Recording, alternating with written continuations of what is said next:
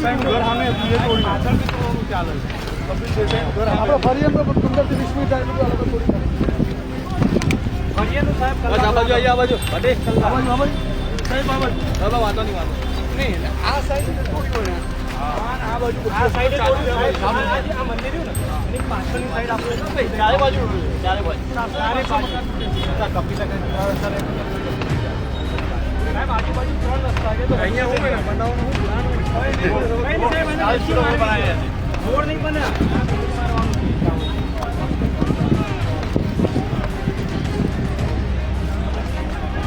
ચાલો આપણા બાજુ ચાલો સુદાનભાઈ 2 મિનિટ એ આઈ જા હા એ કપડા લઈ લો ભાઈ લઈ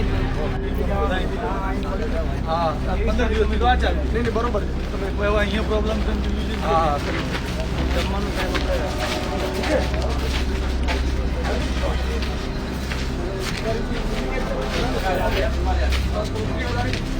તરીકે તમને રિક્વેસ્ટ કરીએ છીએ બિલકુલ માલધારી તરીકે હું અહીંયા આવ્યો છું. એક વસ્તુ એ બીજું કે આપણા જેટલા પણ માલધારી આગેવાનો છે, નેતાઓ છે, કે ધર્મગુરુઓ છે કે જેમને કહેવાથી આપણે હાલ્યા, સમજી લેજો તમે કે ધર્મગુરુઓના કહેવાથી આપણે ચાલ્યા કે અહીંયા મત આપવાનો છે ને આપણે આપ્યું.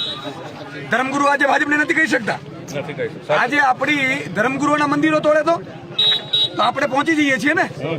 સવાલ એ નથી, સવાલ એ છે કે આપણે સૌએ જાગવાની જરૂર છે. જયારે 2022 ની ચૂંટણી હતી ત્યારે મેં કીધેલું કે આ લોકો રહેવા નહીં દે.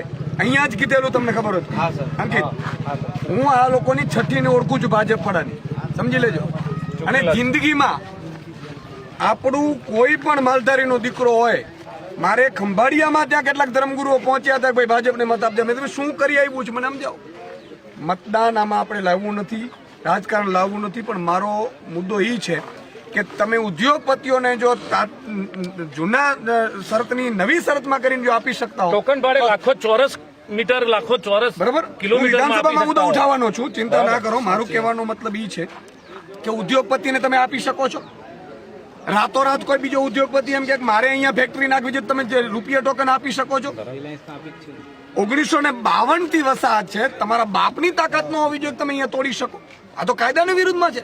આપણે એમ કહીએ 15 વર્ષ ભાડે મકાન રહીએ તો એ ખાલી કરવા નથી, અધિકાર નથી. આ તો કાયદા પ્રમાણે છે ને. તો ભાજપ સરકારે કાયદા વિરુદ્ધ એક તો કૃત્ય કર્યું છે, કોર્પોરેશને કાયદા વિરુદ્ધ કૃત્ય કર્યું છે. હું તો એમ કહું છું આઈએએસ ઉપર આપણે અને મુખ્યમંત્રી ઉપર આપણે દાવો ઠોકવાનો છે. એની છઠ્ઠી યાદ કરાવી દેવાની કે તમે આ કરવા શું માનો છો. તમે રેકોર્ડ બતાવો ને. તમે એમ કહો છો કે 5 વર્ષ પહેલા આમ કર્યું ને બગીચો ગાર્ડન બનાવું. અલા ભાઈ, ગાર્ડન બનાવો બીજા 500 જગ્યાઓ નથી. તમે મકાન આપી નથી શકતા. પહેલા તમે એવું કીધું 2022 સુધી બધાને મકાન આપી દેશો. તમે આ મકાન છે એ તોડી દોજો. અને એટલા માટે તોડી દોજો કે માલધારી છે, ગરીબ છે, શ્રમિક છે. એટલે તમારા બાપની તાકાત હોય તો અમિત શાહનું મકાન તોડો જોઈએ. અને એવો કયા, હું એમ કહું છું કે આજે કોર્પોરેશનની એક ડિટેલ કઢાવીશું આપણે કે કેટલા ભાજપના નેતાઓએ ગેરકાયદેસર મકાનો કર્યા છે અને એના તોડાવીશું. જો આ મકાનો ફરીથી બનાવવામાં નહીં આવે તો એના મકાન તોડાવીશું આપણે. તમે કાયદો લો છો ને, આનો કાયદો લો. અને આ 1952 નો છે. આપણે સુપ્રીમ કોર્ટ સુધી લડવા આપણે તૈયાર છીએ. મારું કહેવાનું છે કાયદા પ્રમાણે થવું જોઈએ. ઠીક છે, કાયદા પ્રમાણે થાય. ભાજપનો એક પણ નેતા સોગંદનામું કે જિંદગીમાં એને ખોટું નથી કર્યું. ભાજપનો એક પણ નેતા એવું કે અમે દબાણ નથી કર્યા. આપણે 500 દબાણો કાઢીશું. મંત્રીઓના દબાણો છે મારી પાસે, લિસ્ટ છે.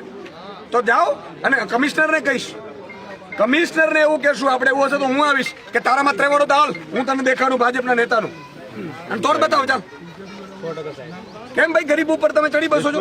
બીજું મારા ધર્મગુરુઓને આપણાને કેવું છે, આપણા ધર્મગુરુ અહીંયા આવે ને ચાહે નહીં, તમારા કહેવાથી અમે મતદાન કર્યું છે ભાજપને. તમારે અહીંયા ફરીથી મકાન ઉભા કરાવડાવી દેવા પડશે. આ તમારી ફરજ છે. અને તમે જો ભાજપને ન કહી શકતા તો આજથી જાહેરમાં કહો કે ભાજપથી અમે છેડો પાડીએ, પછી અમે બેઠા છીએ ને. ધર્મગુરુઓને હું એમ કહેવા માંગુ છું કે આપણે હિન્દુવાદી છીએ, તમે છો ને અમે છીએ, આપણે બધા તૈયાર. પણ આપણી સમાજને અત્યારે છબી ખરડાઈ રહી છે કે આ લોકો ઉપરથી એવા ઇનપુટ છે કે હિન્દુ મુસ્લિમોને રાખે છે, આ લોકો વિધર્મીઓને રાખે છે સાહેબ. એટલે આ છબી ખરડાય છે. એટલે ધર્મગુરુએ આમાં ઇન્ટરસેપ્ટ કરવું પડશે. અને અમને આ છેલ્લી કક્ષાના અમને તો ગણી લીધા. અમે આ કઈ રીતનું અમે સહન કરી શકીએ સાહેબ. કેમ કે બે બાજુના છે, બતાવવાના અને ચાવવાના સાહેબ.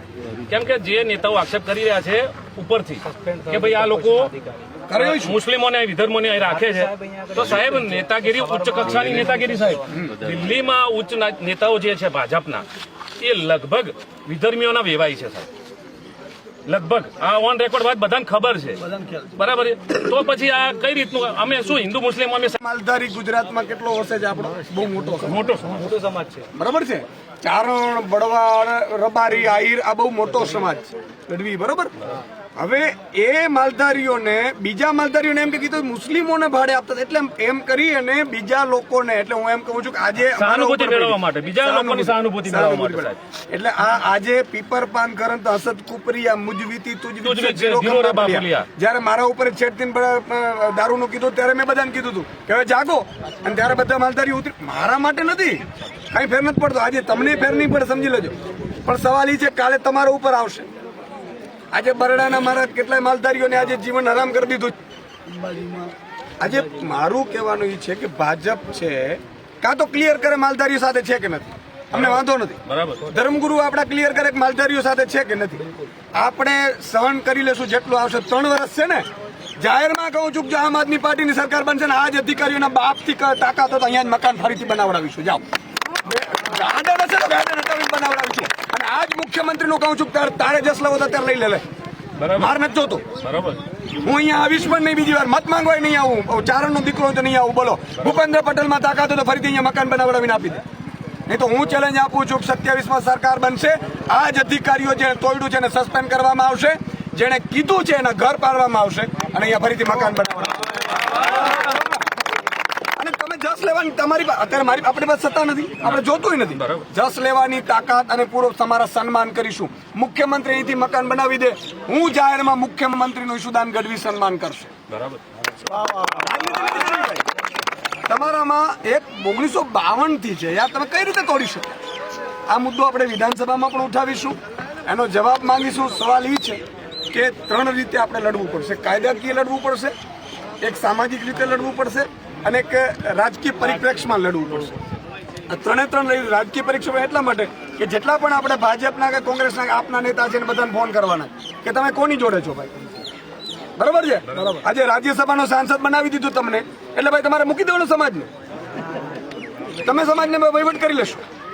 જેટલા પણ નેતાઓ છે ભાજપ, કોંગ્રેસ, આમ આદમી પાર્ટીના, એને ક્લિયર કરવું પડશે કોની જોડે છે, સમાજ જોડે છે કે દલાલી કરવી.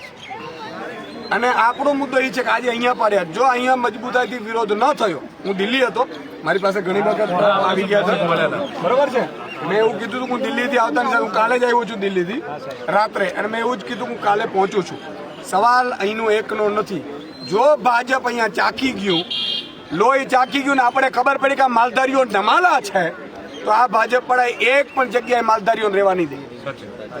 એ ગીરમાંથી કાઢશે, બરડામાંથી કાઢશે, આપણા અંબાના ધામમાંથી કાઢશે, બધામાંથી કાઢશે. અને આ કોઈ, અને હું જાહેરમાં આજે કહું છું ભાજપ હિન્દુ મુસ્લિમ કરે છે, તમામ મુસ્લિમના મોટા આગેવાનો ભાજપના બુટલેગરો છે, મારે જાહેરમાં કહું છું. અને મોટા મોટા બધા નેતાઓ છે એ ભાજપના વેવાઈઓ છે. એટલે અત્યાર સુધી તમને ને મને મામૂલ રમાડનારી ભાજપ પાર્ટી, આજે સવાલ એ છે કે આજે એક માલધારીનો સમાજનું પડ્યું છે. આપણે સાઇન કેમ્પેન ચલાવવા આખા ગુજરાતમાં. અંકિત, કિરણભાઈ, મહેશભાઈ, તમે બધા કે માલધારીઓ જેટલા પણ છે સોગંદ ખાય, તમામ માલધારી બરાબર સોગંદનામું કરે કે માલધારીઓ સાથે સરકાર સાથે. એક વખત સાહેબ 1,00,000 સાઇન થઈને અને 1,00,000 લોકોએ નક્કી કર્યું કે હું 100 મત ફેરવી નાખીશ, અહીંયા ફરીથી ભૂપેન્દ્ર પટેલ મકાન બનાવવા આવશે. તાકાત મતદાનની છે.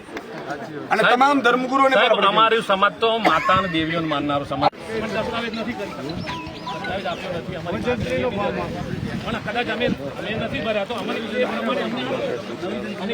ચક્રવૃદ્ધિ વ્યાજ તમે ગણો, અમે લેટ ભર્યા છે, પણ દસ્તાવેજ કરી આપો ને. જો તમે 1700 વસાહતો ત્યાં કરી આપતા હોય દિલ્હીમાં, તો અમારે તો 4 વસાહત જ છે, તો અમને કાયદેસર કરી આપો. અને અમે તો જૂના છીએ જયારે ગુજરાત રાજ્ય નહોતું બન્યું ત્યારના છીએ અમે.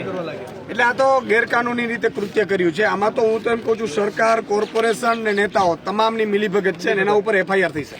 સાહેબ, કિન્નાખોરીથી થયેલું છે. લોકો એમ કે છે કે એમના નેતાઓ સ્થાનિક હવે વિડીયો બનાવીને બહાર પાડવા માંડ્યા છે કે આ તો ખાલી અમારા કોમન પ્લોટ જ ખોલવાની કારીગરી હતી, બીજું કંઈ થયું નથી. સાહેબ લોકોના રસ્તાની વધારાને મકાન આવતા મકાનમાં બીજો રસ્તો પાંચમો કાઢેલો છે સાહેબ આજુબાજુ મકાન છે, 3 બાજુ રસ્તો છે. એ છોકરો કોંગ્રેસ સાથે જોડાયેલો છે, એની તમારી ફરજમાં સાથે આવે આવ્યો. છે. એમની ફરજમાં આવે છે. ચડાવવાની કોશિશ આ કરતો, એનું લોકોનું મકાન જે પહેલા અવાજ તોડી ઉઠાઈ શકે. હવે એનું જે મકાન હતું 3 બાજુ રસ્તો તો વચ્ચેથી બીજો રસ્તો કાઢીને એનું મકાન તોડી નાખ્યું. તો બી આવી બિચારા કેમ એમ ના કહે છે કે ભલે મારું તોડ્યું પણ બીજાનું બીજાનું ના અટકાવો. તોડશો. એમ એ આહુતિ આપવા તૈયાર તો તમારી કિન્નાખોરી નથી તો બીજું શું છે સાહેબ? આપણે એક કેમ્પેનનો ગ્રુપ બનાવીએ અને એક સાથે 5000 માલધારીઓ લાઈવ થઈએ ફેસબુક આને નાની યાદ કરાવી દેવાની છે. આ ભૂપેન્દ્ર પટેલને ગુજરાત છોડવું પડશે. જેમ વિજય રૂપાણીએ છોડવું પડ્યું હતું ને એમ ભૂપેન્દ્ર પટેલ પોતે જાતને સમજતા હોય ને તો એને ભૂપેન્દ્ર પટેલે ખાલી કરવું પડશે. હું ચેલેન્જ આપું છું કે 2027 પહેલા ભૂપેન્દ્ર પટેલને કાઢીશું. અમારી સરકાર અમને જોતી નથી, અમારા નેતાઓ નથી જોતા. એટલે ભૂપેન્દ્રભાઈ તમે જે પણ હોય તાકાત હોય, તમે જેના કહેવાથી તોડ્યું હોય, આજે એક સાથે આખા ગુજરાતમાંથી અવાજ ઉઠશે અને તમને જો 2027 પહેલા, કારણ કે જો તમારે બચાવી હોય તો ફરીથી અહીંયા બનાવડાવી દો. હું સન્માન કરીશ, માલધારી સમાજ સન્માન કરશે. આ એંગલ ઉપર આપણે જઈએ છીએ, પ્લાનિંગ કરીએ છીએ આજે. અને ખૂબ ખૂબ આભાર. નાગરિકને આપવા માટે સરકાર હોય છે, નાગરિકને જૂટવવા માટે સરકારો નથી હોતી. અને આ ગધેડાઓને ખબર નથી કે એને લૂંટીને રાજ કરે છે. આ કઈ દિલમાંથી કોઈને રાજ નથી કરતા. તમે ડરાવી ધમકાવી લૂંટીને રાજ કરો છો. એક દિવસ મુખ્યમંત્રીનું મકાન પાડી દેજો, એની સ્કીમ છે એમાંથી બંધ કરાવી જોઈએ. એના જમાઈનો બનાવે છે બંધ કરાવી દેવું જોઈએ. તમારામાં તાકાત તો એ કરો ને. તમારા જમાઈને તમે લાભ અપાવડાવો છો, તમે સગાવાલાને લાભ અપાવડાવો છો, અને અહીંયા ગરીબોને તમે તોડો છો, આપી શકતા નથી. એટલે કોઈ બુલડોઝર ક્યાંય પણ ફરતું હોય ને હરખાવા જેવું હોતું જ નથી. હરખાય કોણ મૂર્ખી ના હોય ને હરખાવે. હજી આ ઘણા ગુજરાતમાં તાળીઓ પાડે છે, ઓહો રબારી સમાજના તોડીને, કાલે તમારા તોડશે ભાઈ. અરે સાહેબ બુલડોઝર ખરેખરમાં જે તમારો વાળો આવશે. હે સાહેબ પીપર પાન કરંત હસત કુપરિયા મુજ વીતી તુજ વીત સે ધીરો કમ બાપલિયા. ખરું જે લોકો 400 પાર નો નારો લેતા હતા અત્યારે હોસ્પિટલમાં જગ્યા નથી. બાપ હમણાં મરી ગયો, હવે રડતો હતો મને કે મારી ભૂલ થઈ ગઈ. બાપ તો વયો ગયો ને હોસ્પિટલ વાળો. અરે સાહેબ બુલડોઝર બી એવી જગ્યાએ ફરે છે જ્યાં આપણા ઓબીસી એસસી એસટી પણ તમારા બાપની તાકાત તો હાલો ને અદાણી નો ગેરકાયદેસર હું બતાવું. તમારા તાકાત તો આવો અદાણી નું પાડીએ આપણે બે. ભૂપેન્દ્ર કાકા આવે, અમિત શાહ આવે ને હું આવું. તમારામાં તાકાત હોય તો કમલમ ગેરકાયદેસર છે, પાડો. તમારામાં તાકાત હોય તો 5 કરોડ ચોરસ મીટર ગૌચરની જમીન છે. તમે એક મુદ્દો ઉઠાવડાવો. હવે એક કરો, એક તો તમારો વિપક્ષનો નેતા જેની પાસેથી ડિટેલ કાઢો, બરાબર? હું ભેગો છું, ના ખબર પડે તો મને મળાવો. જેટલા પણ ગેરકાયદેસર ભાજપના નેતા છે ને એના ઘરે જઈને આપણે તોડાવડાવીશું, બરાબર છે? પહેલો કેમ્પેન ચલાવો, આપણું તૂટ્યું થાય, તમારે થાય કરી લો. હજી તોડી આપણે નોટિસ મારી અને કે કાલે આ તૂટ્યું નહીં તો અમે બુલડોઝર મારીશું, બરાબર? હું આવીશ બરાબર. બુલડોઝર મારા ખર્ચે રહેશે. એ બધાને કાલે આની મીટિંગ બોલાવડાવો. તમામ માલધારી સમાજના આગેવાનોને ફોન કરીને ઈશ્વરભાઈ એવું કહો, ધર્મગુરુઓ સહિત, કે આવો આપણે મીટિંગ કરવી. અને અહીંયા ફરીથી ભૂપેન્દ્ર પટેલ પાયો નાખે અને કા ભૂપેન્દ્ર પટેલ જાય. બે જ ભૂપેન્દ્ર પટેલ નહીં ટાર્ગેટ કરવાનું. જગદીશ સર વિશ્વર્ગમાં કોણ છે ભાઈ? આજે અહીંયા ઓઢવમાં 1952 થી રહેતા માલધારીઓ અને ગરીબ લોકોના નમાલાનું બુલડોઝર ચાલ્યું છે. આજે નમાલી સરકાર ગરીબો ઉપર બુલડોઝર ચલાવી શકે છે. ભાજપના મોટા નેતાઓએ જે કબજો કર્યો છે એના ઉપર નથી ચાલતા બુલડોઝર. કમલમો ઉપર નથી ચાલતા ગેરકાયદેસર. કેટલાય ઉદ્યોગપતિઓ જમીનો પચાવી પાડી છે, એના ઉપર બુલડોઝર નથી ચાલતા. 5 કરોડ ચોરસ મીટર જમીન ગૌચરની ખાઈ ગયા છે, એના ઉપર બુલડોઝર નથી ચાલતા. નમાલાઓનો બુલડોઝર એ ગરીબો ઉપર ચાલે છે. આજે જયારે હું આવ્યો 1952 થી અહીંયા રહી રહ્યા છે, મુંબઈ રાજ્ય વખતથી રહી રહ્યા છે. ખરેખર તો એને કાયદેસર દસ્તાવેજ બનવા જોઈતા હતા. કોર્ટમાં પણ આ મેટર ગઈ. કોર્ટે પણ એવું કોઈક વસાહત અને કોર્પોરેશન ભેગા મળીને કરે ત્યારે એક દિવસની નોટિસમાં કોઈકના કહેવાથી, કોઈ મુખ્યમંત્રી મંત્રીના કહેવાથી, મેં સાંભળ્યું છે, ખબર નથી, એના કહેવાથી રાતોરાત અહીંયા તોડી દેવામાં આવે એક દિવસમાં મકાનો. એટલી શું ઉતાવળ થઈ પડી? ગેરકાયદેસર રીતે સરકારે કૃત્ય કર્યું છે, કોર્પોરેશને કર્યું છે, એમની વિરુદ્ધ કાર્યવાહી થવી જોઈએ. બીજું મારે મુખ્યમંત્રીને એવું કહેવું છે કે તમારામાં જો તાકાત હોય તો આવો આપણે ઉદ્યોગપતિઓ જે ગેરકાયદેસર કબજા કર્યા છે એના ઉપર બુલડોઝર ચલાવીએ. આવો આપણે જે લોકો કમલમો ને ખોટા તમારા ભાજપના નેતાઓએ કબજા કર્યા છે એના ઉપર ચલાવીએ. એવું તમે નહીં કરી શકો. ત્રીજું કે અહીંયા કોઈ એવો રોડ કે એમાં છે જ નહીં. અહીંયા તો રૂટીન છે. તમારે ખરેખર તો ગરીબોને મકાન આપવાના હોય સરકારે. સરકાર માય બાપ છે, સરકારે આપવાના હોય, લેવાના ન હોય, જૂટવાના ન હોય. આજે બોર્ડની એક્ઝામ આવી રહી છે અને બાળકો ક્યાં ભણશે? અત્યારે ઝૂંપડો નથી રહેવા દીધો. હવે બાળકોની શિક્ષણનું શું થઈ શકે? કોઈની વેદના તો સાંભળો. કોઈનું ઘરનું ઘર બનાવવાનું સપનું હોય, તમે ઘરનું ઘર તોડી રહ્યા છો. આ દાદાના બુલડોઝર નથી, આ નમાલાઓના બુલડોઝર છે. અને ચોથી વસ્તુ મારે માલધારી સમાજને કેવી છે, આખા ગુજરાતને કેવી છે કે આજ અમારા ઉપર પડી છે, કાલ તમારા ઉપર પડશે. આ ભાજપ છે, ઉદ્યોગપતિઓની છે. જો એ ભાજપના જ દીકરાની જો ચાલતા ન હોય અને એના જો દીકરીઓની સરઘસો કાઢતા હોય તો એ તમારા કોઈના નહીં બને, એ ઉદ્યોગપતિઓની છે. એક થાય અને તમામ માલધારી સમાજ આના માટે અવાજ ઉઠાવે એ મારી વિનંતી છે. સાથે સાથે ધર્મગુરુઓને વિનંતી છે, તમારા કહેવાથી ભાજપને મત પડતા હતા, મત આપતા હતા. આજે તમે ભાજપ ઉપર પ્રેશર કરો કે ખોટી રીતે તમે અહીંયા મકાન તોડ્યા છે, એ મકાનોને કાયદેસર ફરીથી બનાવવામાં આવે અને ફરીથી ન તૂટે એવી ખાતરી ભાજપ સરકાર આપે એવી અમે માંગ કરી છે. નહીં તો હું એક ચેલેન્જ આપું છું ભૂપેન્દ્ર પટેલને, તમારે જસ કાઢવું હોય તો ફરીથી મકાન અહીંયા બનાવડાવી અને તમે મકાન બનાવડો, હું તમારો સન્માન કરીશ. માલધારી આગેવાનો તમારો સન્માન કરશે, માલધારી ધર્મગુરુઓ સન્માન કરશે. નહીં તો હું માલધારી દીકરા તરીકે કહીશ કે 27માં આમ આદમી પાર્ટીની સરકાર બનશે, અહીંયા ફરીથી મકાન બનાવડાવીશું. એટલે કોઈ ઉદ્યોગપતિ કે કોઈ મંત્રીએ અહીંયા જમીનો પચાવી પાડવા અને કરોડો રૂપિયા કમાઈ લેવા માટે જો આ મકાનો પાડવાની કોશિશ કરી હોય તો ચેતી જજો, અહીંયા ફરીથી તમારા પડશે. એટલે આ એક બહુ દુઃખદ પીડાદાયક છે અને કેટલાય ઘરોમાં અત્યારે રુદન ચાલી રહ્યું છે.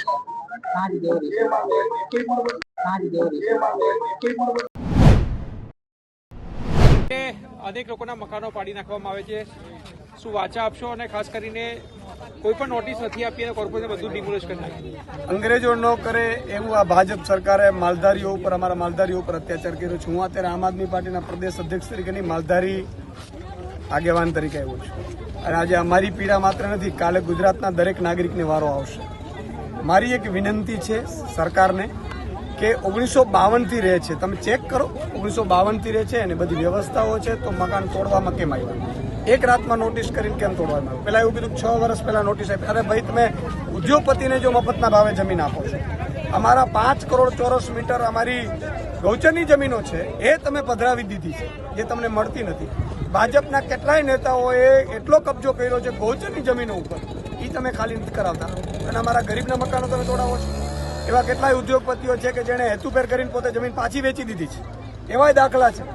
એના તમે નથી કરતા. ભાજપના કેટલા કમલમો એવા છે, મતલબ જુનાગઢનો કમલમ છે ગેરકાયદેસર છે એવું ભાજપના પૂર્વ મંત્રીએ કીધું છે, એને તમે તોડતા નથી. તો અહીંયા ભાજપે એવું શું છે કે એમણે અહીંયા અમારા ગરીબોના મકાન તોડવાનો વારો આવ્યો? એટલે આ એક તો ગેરકાયદેસર છે. બીજું કે અમે આની મામલે કોર્ટમાં ગયા હતા, કોર્ટમાંથી પણ એવું કહેવામાં આવ્યું કે બે સામસામે બેસીને નક્કી કરે, ત્યારે વસાહત વાળું તો લીધું જ નથી. ત્રીજી વસ્તુ, એક જ દિવસની નોટિસમાં રાતોરાત તોડી પાડવા કોણે હુકમ કર્યો? મેં સાંભળ્યું છે કે અહીંયા ધારાસભ્ય મુખ્યમંત્રી હુકમ કર્યો છે. મુખ્યમંત્રીને એવી શું માલધારી સમાજથી પીડા થઈ છે? મુખ્યમંત્રી જવાબ આપે. ચોથી વસ્તુ કે અમે ધર્મગુરુઓને પણ વિનંતી કરીએ છીએ, તમારા કહેવાથી અમે અત્યાર સુધી મતદાન કરતા હતા ભાજપને. આજે એક સાથે ગુજરાતી સમાજ, ગુજરાતનો માલધારી સમાજ છે, સંકલ્પ લે અને ધર્મગુરુઓ પણ ભાજપ પાસે અહીંયાથી ફરીથી મકાન બનાવડાવે અને હવેથી કોઈ માલધારી સમાજનો મકાન નહીં પડે એની ગેરંટી લેવડાવે. જો એવું નહીં થાય તો હું ધર્મગુરુને વિનંતી કરું છું કે તમે ભાજપ, કોંગ્રેસ, આમ આદમી પાર્ટીના પણ જે માલધારીના નેતાઓ છે એમને પણ મારી વિનંતી છે કે જાહેરમાં સંકલ્પ લઈ અને ભાજપ સાથે છેડો ફાડો, તો ભાજપને એ થશે. અમે એક સંમેલન પણ પ્લાન કરી રહ્યા છીએ. અમે એક તમામ ગામડા લેવલની મિટિંગો બોલાવીશું અને આ પ્રશ્નને બીજા કોઈ માલધારી સમાજના કોઈ બાપની તાકાત નથી, કોઈ મંત્રીની પણ કે એક ફોનથી અધિકારીને કહીને માલધારીનું એક મકાન તોડી દે. આ તૂટ્યા છે, હવે એક પણ મકાન તૂટે નહીં એ માટેનું અમારું આયોજન હશે. જરૂર પડે વિધાનસભામાં આપણે મુદ્દો ઉઠાવીશું અને આજે અમે એવું પ્લાન કરીશું કે આખા ગુજરાતના માલધારી સમાજો એક દિવસ ફેસબુક લાઈવ થઈને મુખ્યમંત્રીને પણ સવાલ કરે અને ધર્મગુરુઓ પણ આ મામલે ઉઠાવશે. અમે ધર્મગુરુઓ પાસે પણ જવાના છીએ, ધર્મગુરુઓને પણ ભાજપ ઉપર દબાણ કરાવડાવીશું અને છતાંય જો ભાજપ નહીં માને તો ભાજપનો એક પણ કાર્યક્રમ આગામી સમયમાં માલધારી સમાજના આગેવાનોમાં થવા નહીં દઈએ, એ અમે જાહેરમાં સંકલ્પ કરીશું. કપિલ, તમારું ઘર જે છે કોર્પોરેશને તોડી નાખ્યું છે, શું કન્ડિશનમાં મળેલું હતું અને શું હાલત થઈ છે?